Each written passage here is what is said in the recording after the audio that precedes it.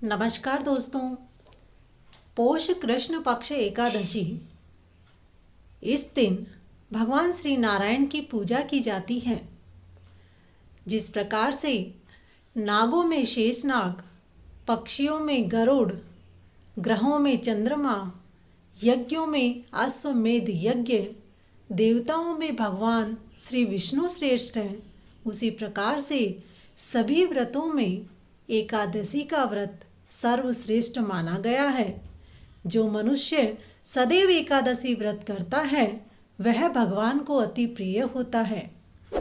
भगवान की पूजा के लिए ऋतु के अनुसार फल हो, नैवेद्य हो, 16 वस्तुओं का श्रृंगार करें और उसके बाद सामग्री से भगवान की पूजा करें। रात्रि में जागरण करें। एकादशी के व्रत के समान यज्ञ, तीर्थ, दान, तप तथा दूसरा कोई व्रत नहीं है। 5000 वर्ष तप करने से जो फल मिलता है उसका फल सिर्फ एकादशी व्रत करने मात्र से ही मिल जाता है। एकादशी की कथा के लिए जब धर्मराज युधिष्ठिर ने भगवान श्री कृष्ण से पूछा तब भगवान श्री कृष्ण बोले, हे युधिष्ठिर, हे धर्मराज युधिष्ठिर, हे राजन, द्वादशी युक्त पौष कृष्ण पक्ष की एकादशी का महात्म्य मैं तुम्हें सुनाता हूँ।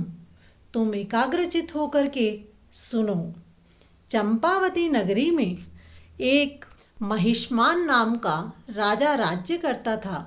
उसके 5 पुत्र थे।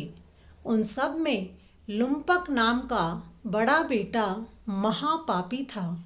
वह सदा पर स्त्री और दूसरे बुरे कामों में अपने पिता का धन नष्ट किया करता था। सदैव ही सभी देवता, ब्राह्मण, वैष्णवों की निंदा किया करता था। जब राजा को अपने बड़े बेटे के ऐसे कुकर्मों का पता चला तो उन्होंने उस बेटे को अपने राज्य से निकाल दिया। तब वह विचार करने लगा कि अब मैं क्या करूं, कहाँ जाऊं। अंत में उसने चोरी करने का निश्चय किया।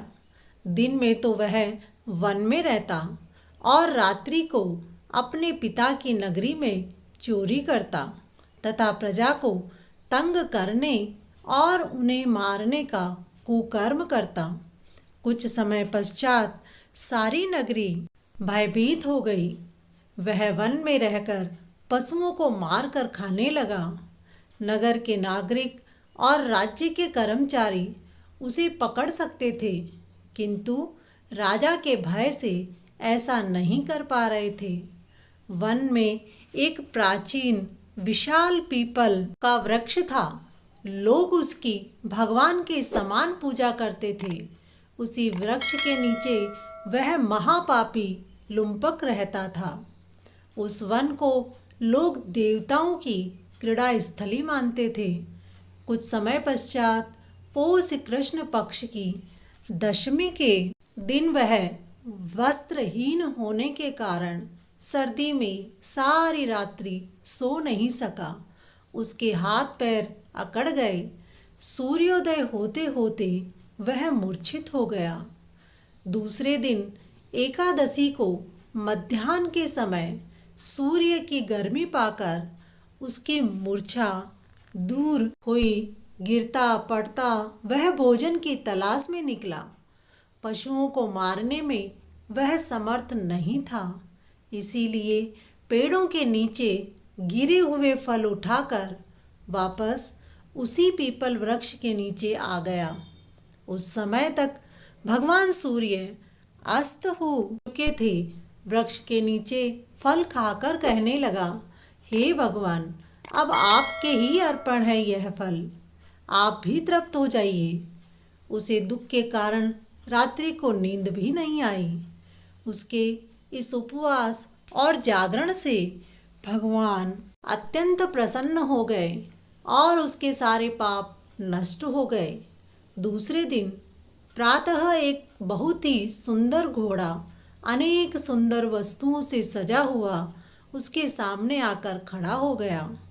उसी समय आकाशवाणी हुई कि हे राजपुत्र, श्री नारायण की कृपा से तुम्हारे सभी पाप नष्ट हो गए हैं। अब तुम अपने पिता के पास जाकर राज्य का कार्य करो। ऐसी वाणी सुनकर वह अत्यंत प्रसन्न हुआ और दिव्य वस्त्र धारण करके भगवान आपकी जय हो ऐसा कहकर अपने पिता के पास गया। उसके पिता ने प्रसन्न होकर उसे समस्त राज्य का भार सौंप दिया और स्वयं ने वन का रास्ता लिया। अब लुम्बक शास्त्रानुसार राज्य करने लगा। वह भगवान नारायण का परम भक्त हो गया।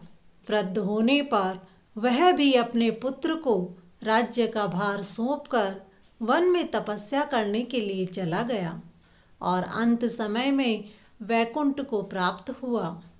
अतः जो मनुष्य इस परम पवित्र सफला एकादशी का व्रत करता है उसे अंत में मुक्ति मिलती है। सफला एकादशी की इस कथा को सुनने से और पढ़ने से मनुष्य को अश्वमेघ यज्ञ जितना फल प्राप्त होता है। बोलो श्री नारायण भगवान की जय।